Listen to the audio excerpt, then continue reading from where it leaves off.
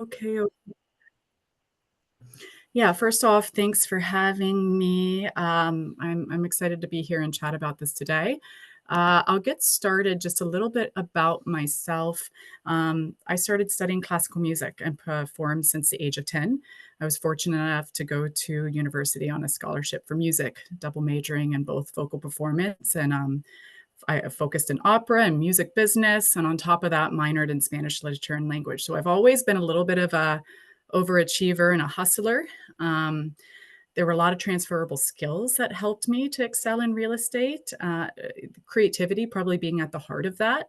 Realizing that every aspect of life and business is really a performance at the end of the day, and it helped me learn how to keep on my toes and improvise on the spot. And number one, really just listening, because that's everything in our business, right?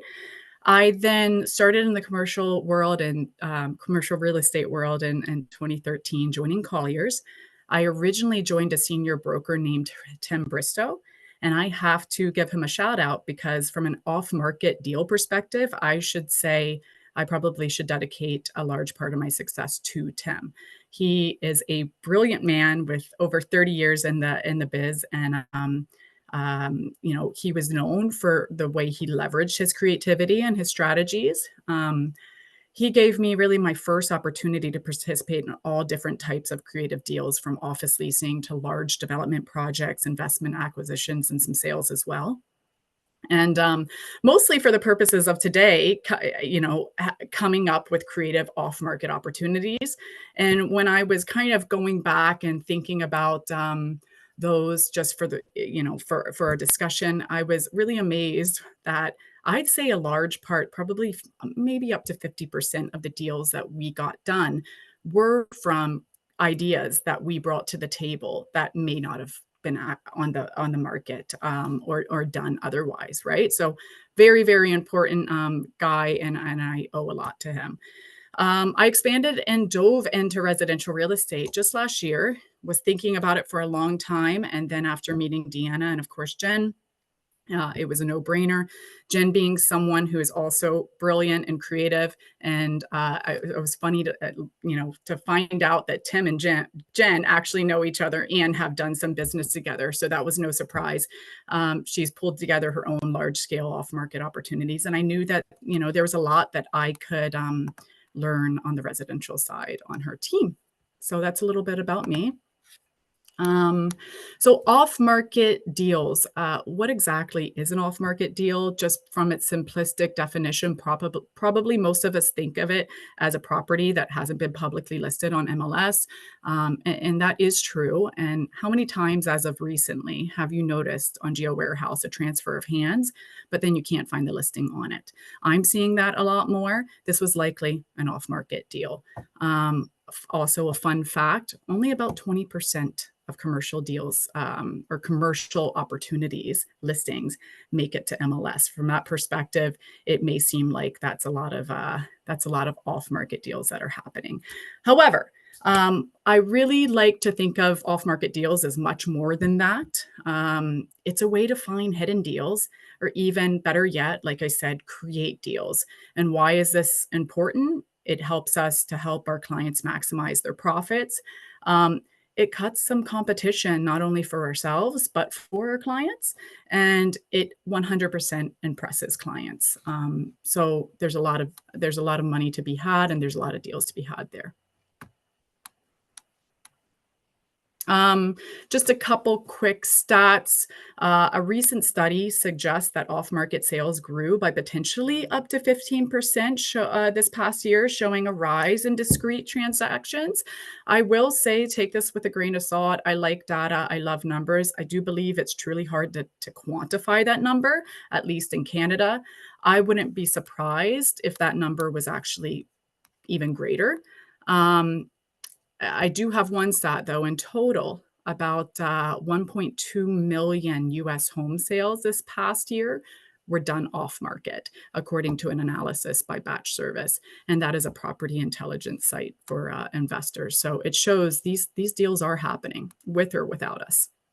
And then another fun survey suggests that 75% of clients are very satisfied with off-market sales deals. If you're willing to go the extra mile to create an opportunity or find a deal rather than waiting for one to come to market, that client is going to stick with you for life and they're going to sing your praises. Okay. So, off market sales strategies, this might seem like common sense, and really it is, but build a strong network, connect with the key players. Real estate and agents and brokers, they are not our competitors. In the commercial world, this was everything. You rub elbows with all the agents. Everybody made sure they know it, knew everybody, and those from other brokerages too. I believe in residential to really excel with off market. It's no different. You find the key players, take them out to coffee, ask them about what they're doing, about their background, about their success. I learned that 50% of luxury and waterfront doesn't even hit the market. So, how do you find it? Again, you just pick up the phone, you call those big listing agents, and you ask. If you have a client that is looking for this type of property and you're not doing that homework and that legwork, you're really doing them a disservice. Property management. These are the unsung heroes. This is the thankless job. They always laugh that we have the great fun job and that they get stuck with all the muddy day-to-day work. And it's true. Make these people your friends. I have actually a good story. This card has been sitting on my desk ever since I met this individual. Last year, a bunch of my friends, we got together for a 40th birthday party. We rented on Airbnb a beautiful waterfront cottage. Did we chat much with the owner? No, but this property manager popped by because he had to fix a broken door. And I got chatting with him and I realized he had 150 doors of similar types of property on this side of the lake. And you better believe that I made that guy my friend and check in with them, take him for coffee. These are, it's another good example of how you're going to find off market deals. Investors, real estate groups. I will admit, from a residential perspective, I haven't done such a great job at that. I know if anybody's looking to learn about the groups that we should be getting into, I'm sure Jen could really offer some advice from that. From a commercial perspective, Create, NAIOP, Crew. These were all the groups that you had to, be a part of. And a lot of those off-market opportunities those conversations would happen at, meetups. So very important. Tenant and landlord world. I know probably a lot of people think of this from the commercial world, and the landlord world is can be very lucrative, but there's a lot of investors from a residential perspective that have, again, numerous doors out there. So one idea I'd offer you, this is something I did while at Colliers, is I would create road shows for the landlords.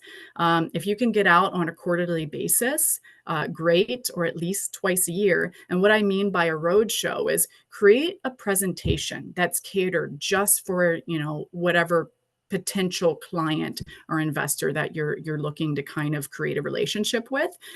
And a good market presentation. Let them know what's going on in the world, everything under the sun.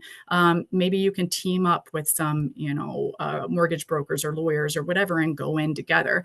But they're going to think of you. If you're taking the time to put together a presentation and do a roadshow with them, whenever they have a need, they are going to think of you. Attend real estate meetups and events. This kind of goes hand in hand with the groups. And then number 3, don't forget about those other important relationships: inspectors, contractors, lawyers, mortgage brokers. We all have the same clients, right? So take advantage of those relationships and you'll be set. Okay, case studies. I like to just jump into examples. I find that it's easier than, anything else. A few recent deals that I did, Hide and Seek Christian Academy. I think a lot of you guys have seen or heard that they were about 5,000 square feet of daycare space looking in Innisfil and Southbury. If you guys know this market, there's not a heck of a lot of commercial space readily available out there. You do the standard search on market, but once you've exhausted your options there, Do you just sit and, wait for something to come on market? No, because you'll be sitting and waiting for months and months. And the truth be told, a lot of, space in these tight, smaller markets will get eaten up from off market calls that, people like me are making anyway. So, then you start thinking, okay, let's get creative here. Let's think about some underutilized workspaces. For me, the first thing I thought of is churches. It was a no-brainer. They use their space on the weekends. They are maybe not using it as well on the weekdays. And then, sadly, a lot of churches could use that extra money, right? So it was a no-brainer from that perspective. Made a whole bunch of calls to every single church in Ennisville and Barrie, and it might not happen overnight. It might not happen on the first call or email. It was probably a month later when I got a call from somebody saying, "Hey, this came across my desk, and we might be interested in it now." And that led, at the end of the day, to an off-market church deal. Why is it great for our clients? Well, if we did a traditional deal, office deal, the price that would have been paid for that would have been tenfold. So again, cost savings in our clients' pockets, and not sitting and waiting for our client's dream to come to fruition a lot later than it should have if we could have just picked up the phone. 500 Queens Key West. This was a listing that I just recently did, and again, it was another agent that referred it. So going back to why those relationships are important, this is a good example of it. 2,000 square feet, commercial res, unique space downtown, previously used for a daycare. We did have a lot of interest of all different types. Nothing was really happening as quickly as I or my client wanted. Did I want to sit there and just wait for it and wait for the interest to come to me? No. It was previously used as a daycare. It was already set up nicely for that. You'd even had the little toilets. So what did I do? I go on the Toronto site for daycares, and there are thousands from A to Z. I just started calling and emailing. I showed a few different daycares. In one ended up doing the deal. The good news is that I created some relationships with some other daycares in the way. So only one daycare actually ended up, leasing that space, but I'm kind of keeping an eye out for some other opportunities for other ones. Movember. This happened a while ago, but it's near and dear to my heart. Um, and this is something I did with Tim, and it was such a brilliant example of creating ideas and not being afraid to take an idea to a client or somebody that you want to be a client. We met with Movember. They were in a traditional office space downtown. You start asking them all the questions about their current reality, their desired reality, their pain points. And one of their pain points at the time, because this was a while ago, they're a company, they're a not-for-profit that's originally out of Australia. Everybody at the time knew who they were in Australia, but they're still kind of getting, off their feet here in Canada, again, years ago. But so they wanted more exposure.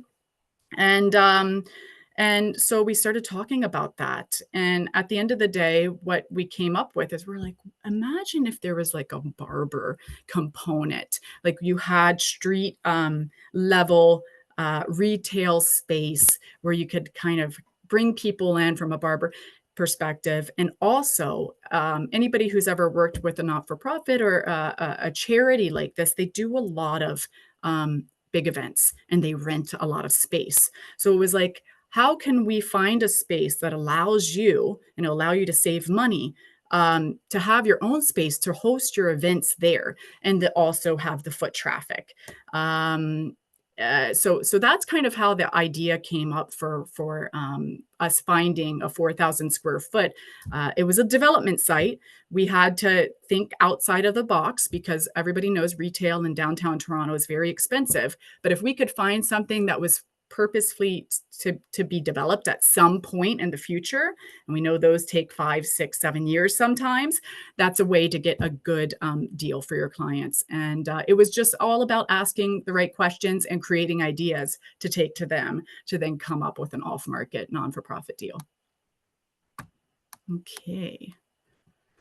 Other ideas, these more so kind of going with the residential world, expired listings. We all have had a client where their property is just not on the market yet. And when you've exhausted all your market options, check expireds. This is something that I like to do for my clients. I have a few right now that I'm doing it for. I know what they're looking for. It's not out there yet. But if I know that there was a home that thought about selling over the last couple of years, few years, I send it over to the client. Do you like this? If you do, I'll go knock their door. If it was a recent, expired, I'll pick up the phone and call that listing agent, right? So that's a good example. Door knocking. Again, it might seem very obvious, but this is your best way from a residential perspective to pick up an off-market opportunity. A great story, Taylor and I, we were out door knocking. We found an opportunity, learned about her needs, knew it wouldn't be on the market. And so we started door knocking again. That led us to a few off market opportunities that we learned about. So they're out there. Another good idea, property auctions. My husband loves Max Sold. I don't know if you guys know this auction, but it's actually so great. And it's a good telltale sign that somebody's probably looking to sell if they are just trying to get rid of all of their things, right? And you never know, like they might have relationships, but they might not. They're probably kind of checking off their boxes. We need to get rid of everything. Then we want to go find a realtor. So don't be afraid to like buy something for $1 on some auction site or pick up the phone on that particular address, right? Garage sales in the summer, nothing says I'm trying to shut down my space and potentially sell my home like a garage sale. You never know. Dumpster bins, another good one, a good sign. Someone's, if you see a big dumpster bin outside in someone's driveway, I'm going to say call. Like, there's a good chance that they're going to be selling. And then stop and talk to everyone. This is something that I always do. If I'm taking my daughter to daycare or I'm going to a meeting or anything, I like to take different routes because I'm kind of like a nosy neighbor and I'm always checking to see what's going on. And if I see a tree, this just happened the other day. So I'm thinking if I see a tree removal company sitting in front of somebody's driveway, I stop and I get out and I talk to them. And because you never know, they might hear of something happening and they appreciate the same for them. We can give them referrals. We can use businesses like this. Another example last week is I finally see that some construction's happening on one of the waterfront sites, and I see some contractors out there. I just stop and, hey, what's going on here? Are you familiar? Is it the seller that's building, or is it a builder, or blah, blah, blah, blah, and just try to get some information that's going to lead you to creative ideas that might lead to a deal. And don't let any idea go to waste. I'll give you another good example. Deanna, not too long ago, mentioned a QSR, a quick service restaurant that really Keswick could really use. It takes 2 minutes to pick up the phone to that particular business and be like, hey, I think your services would really excel in this particular neighborhood. Have you thought about it? It could take that quick to get a deal, right? Volunteer. These are some pictures of the Movember house. If you guys had ever, been downtown, 588 Richmond at the street, it was really cool. But volunteer. There's another picture of me scaling down City Hall. And I'm going to admit, I am very afraid of heights. I did cry on my way down, but I made really good relationships. And the landlords that wanted me to do this and help raise money for this and scale down, like, who do you think they were thinking of when I supported their Make-A-Wish rope to hope for hope, right? So volunteer, another good way to meet people and to always be top of mind. Leveraging technology and social media. This is not something that I'll expand on too much, but it's, again, pretty obvious. Facebook, Instagram. If anybody's watching Sean Getty's like Monday, Wednesday, 11 o'clock meetings, we learn so much about how we can leverage Facebook and Instagram for off-market opportunities. LinkedIn, I really cherish. Become a bit of a stalker, become a detective. When you're looking for off-market opportunities, don't just give up when you can't find a person on Geo Warehouse or whatever. Go to Instagram, go to LinkedIn. I do not hesitate to send people LinkedIn messages, and you'll be pleasantly surprised at how many people respond back, at least giving you some type of information if you're trying to get to the bottom of something. And yeah, so we've had a lot of other people on our team. I just want to mention this success recently because I was really amazed by it. And I know we're still learning a lot, but like Jake is a great example, and Mike, of two people that brought up a off-market opportunity and what will be likely a record deal for the team.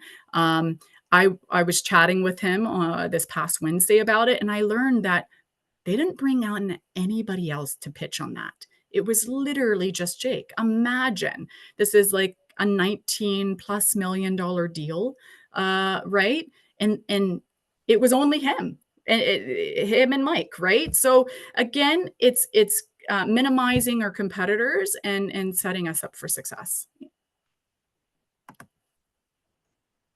And that is it, guys. I tried to keep it as quick as possible. If anybody has any questions, I know I kind of spit through that quickly. Oh, good, Alex. I love the golden retriever energy too. You just go out and talk to everybody. And the stalker, it's awesome. Yeah, So yeah. basically, be a golden retriever and a Rhodesian Ridgeback, right? Like you want to have those high-end stalker qualities, but also be super friendly and talk to everyone. It's so Yeah, great. be friendly when you're stalking them for sure. Like, yeah, that always goes a long way. But thank you. It's all about relationships in our business, and that is at, I think, the heart of off-market opportunities as well. Absolutely amazing. Anyone have any questions for Alex? This is an amazing opportunity to ask. So you can raise your hand, you can unmute. I see clapping hands. Love that. Yeah. I think our team they're already really great at this. Again, a lot of it is common sense. It's just kind of in Courtney's world, just do it, just pick up the phone and do it. Yeah, I think I see a question from Anna. Just Anna, go ahead. Just one question, Alex. Have you ever done door knocking to get the commercial deal or industrial? Yeah. So yes. how does it work? Like, what do you do? Oh, yeah. So a lot of the door, I actually was a huge door knocker. Very much like in residential, I door knocked more than I did calls because I'd like to get in front of people. I didn't do as much industrial because my focus was downtown office leasing, but I would walk right into an office building. I'd decide if I wanted to start from the top or the bottom, and I'd go to the elevator. And you're not supposed to do this, right? Like, you're not supposed to solicit. But I will admit I never once got kicked out. So it's always like you just go and you literally knock every single door. You don't even actually knock, you walk right in. A lot of times you're going to get the gatekeeper, which is the secretary sitting there, or the person that's sitting at the desk, and you just start talking. Like, it's as simple as that, and door by door by door. There were times that they'd be like, you know what? I know that we're like thinking of this. Let me just go get my boss. And I was pulled into one was with Canadian. Oh, what was it? Canadian diabetes or something Canadian. But I was pulled right into the boardroom with them and just started talking with the decision maker right then and there. Like, was it like in lease or was it sale? This was leases. So you're door knocking for that because you're seeing if they have again, a lease that's coming up for renewal, or any pain points. Are they growing? Are they downsizing? If you did a deal recently on that floor or in that building, you're door knocking and you're letting people know about it too. So it's very similar. The best part is you're not always going to get a deal immediately out of it, but you're going to almost always get information. So again, just like residential door knocking, how many times have you door knocked? And Anna is the star of door knocking herself. But and how many times did somebody say, well, I'm not interested, but like actually Sally down the road, I heard she's looking to move. And you're like, oh, okay. And you find out some little nuggets, right? Amazing. So Yeah, good. Anna's a star. Questions, Anna? So great. Well, Alex, thank you so much for popping in this morning and talking about this. I'm sure everyone appreciated it, and we're all fired up now. Yeah. And then Get out there and just start talking to people. And that's right. yeah, just be creative. Don't wait for, don't be afraid to have an idea and to take it to somebody, because that was the biggest thing that I learned while working with Tim. And even when I went over to Dream, which is on the landlord side, a lot of deals happen because you literally had an idea that that investor may not have thought of yet. And just building awareness about around the market might get them thinking about something sooner than they probably would have. Amazing. So many good nuggets and takeaways today. All right, Anyway, everyone. Have an incredible day. Make amazing things happen. And then we'll see you all next week. awesome. Take care.